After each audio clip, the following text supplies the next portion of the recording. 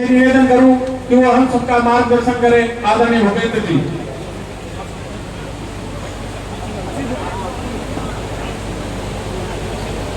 ये खाली नहीं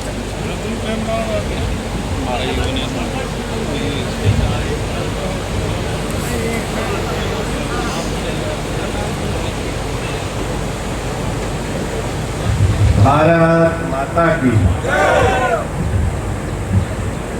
भारत माता की।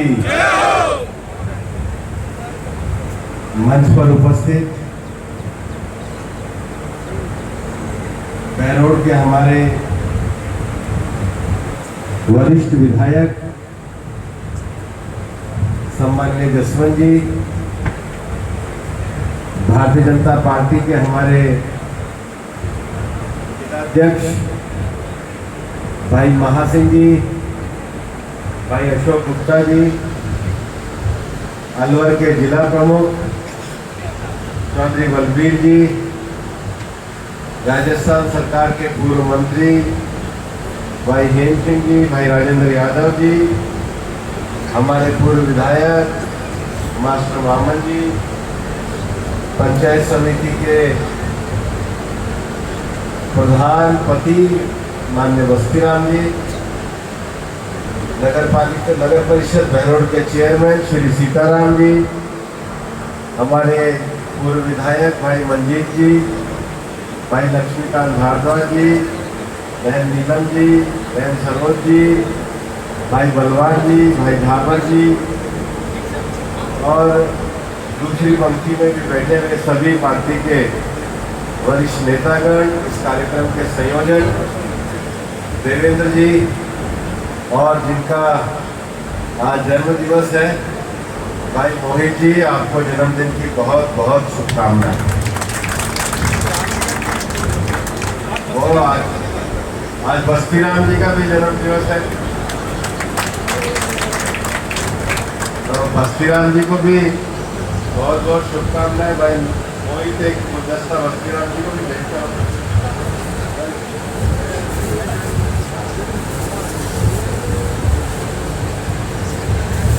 बहुत बहुत शुभकामनाएं। और भी किसी का हो तो बता दो, अभी तो खड़ा कर देंगे।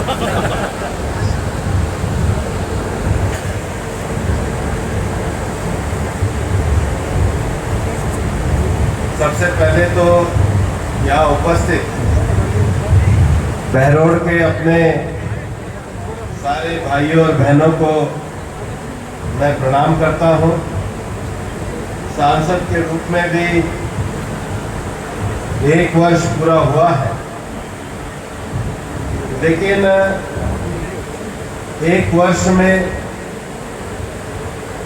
आप लोगों का बहुत मान सम्मान भी मिला है। मैं सौभाग्यशाली हूं कि लगातार आपके बीच में उपस्थित रहने का मुझे अवसर भी मिलता है। आज जन्मदिन का अवसर है। इस 1 साल के दौर में हम काफी सड़कें लेकर के आए। बहरोड के बस स्टैंड के विषय को भी अब बजट घोषणा में कराया है, लेकिन आगे बढ़ाना है। उसके साथ ही साथ अभी हमारी अंतपुरा में सेंट्रल स्कूल की स्वीकृति भी आ गई है, उसको भी पूरा कराना है। और ईआरसीपी के पानी की जो नीमराणा में कृत्रिम जलाशय बनने की फाइल है, वो भी सुरेश रावल जी पे पहुंच गई है। मुझे लगता है अगले हफ्ते उसकी भी स्वीकृति हो जाएगी। राजनीतिक क्षेत्र में काम करते हुए सभी लोगों को साथ देकर के और आगे बढ़ने की बात करते हैं। भाई मोहित का जन्मदिन है और डॉक्टर जसवंत जी शुभकामना के लिए यहाँ उपस्थित हुए। हम जो लोग भी राजनीति करते हैं, उनको लगातार लोगों के बीच में काम करने का भाव रख करके काम करना चाहिए। और इसलिए राजनीति के क्षेत्र में लगातार काम करते हुए ही लोगों के बीच में लगातार सेवा का कार्य आगे करना पड़ता है। हमारे देश के प्रधानमंत्री नरेंद्र मोदी जी आज पिछले 11 सालों से हिंदुस्तान को आगे बढ़ाने का कार्य कर रहे हैं। इस देश के इतिहास में आज तक इस देश में मुगलों ने आक्रमण किया, अंग्रेजों ने आक्रमण किया, हमने आक्रमण को सहन करने का काम किया, लेकिन इस देश के इतिहास में पहली बार गौरवशाली अवसर आया है जब पाकिस्तान के द्वारा प्रायोजित आतंकवाद में पहलगाम में हमारी बहनों का सिंदूर उजाड़ा गया।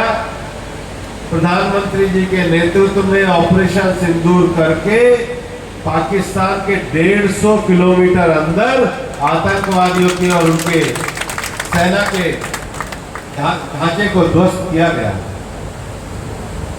और इसलिए प्रधानमंत्री जी को जो लोग भी हम राजनीति में काम करते हैं उनको प्रेरणा मानकर ही काम करते हैं। कवि रामधारी सिंह दिनकर ने पंक्तियां लिखी थी कि वसुधा का नेता कौन हुआ। सभी लोग राजनीति में आगे चाहते हैं, वसुधा का नेता कौन हुआ, भूखंड विजेता कौन हुआ,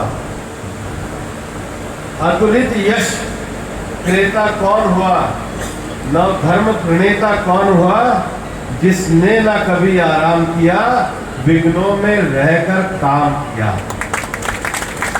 इसलिए मोहित भाई भी राजनीति करने वाले को लगातार जो भी समस्या होती है उसको सामने रखते हुए धैर्य के साथ काम करना होता है।